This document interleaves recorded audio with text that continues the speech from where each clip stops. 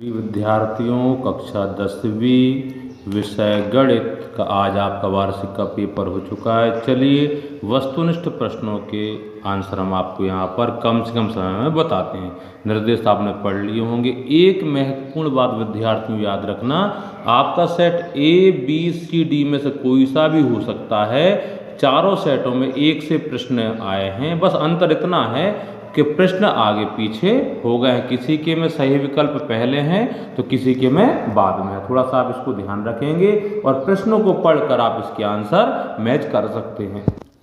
पहला प्रश्न है रिक्त स्थानों की पूर्ति कीजिए। रिक्त स्थान इसमें दोस्तों हमने भर दिए हैं तो आप डायरेक्टली आंसर मिला लेंगे। पहला है कर्णी 2 एक अपरिमेय संख्या है, ये आंसर है।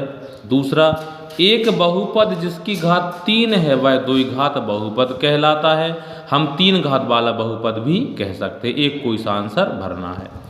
अगला है तीसरे का जो आंसर, इसमें आपसे सार्वांतर पूछा तो इसका आंसर -1 आएगा।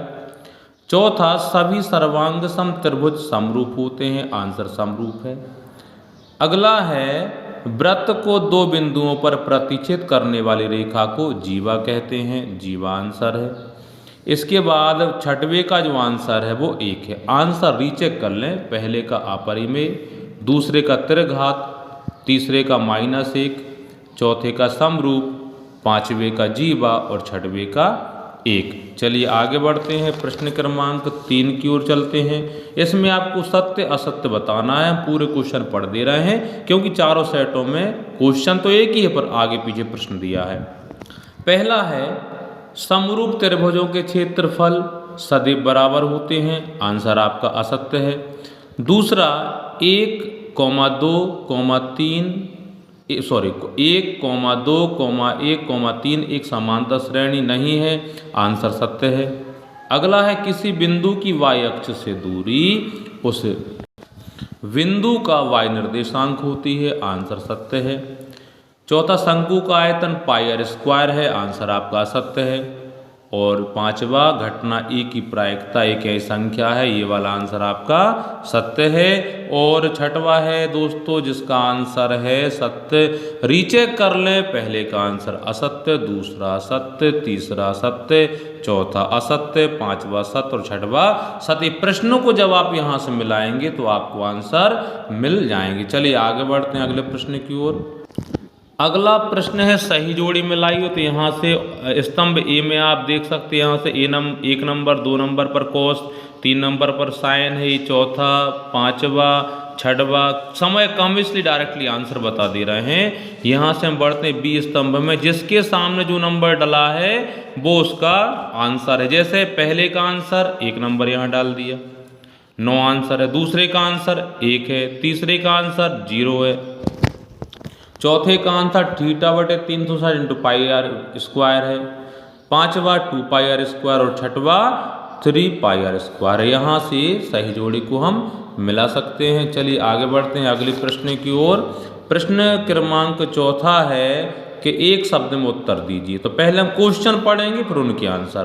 पहला है द्विघात समीकरण का मानक रूप लिखिए, जिसका आंसर ax² + bx + c = 0।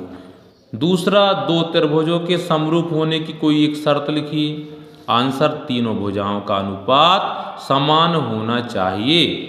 तीसरा, मूल बिंदु 0, 0 से बिंदु x, y की दूरी लिखिए, आंसर तीसरा ये लिख दिया दोस्तों। चौथा है किसी खंभे की छाया तथा ऊंचाई समान होने पर सूर्य का उन्नयन कोण कितना होगा, 45 डिग्री का होगा।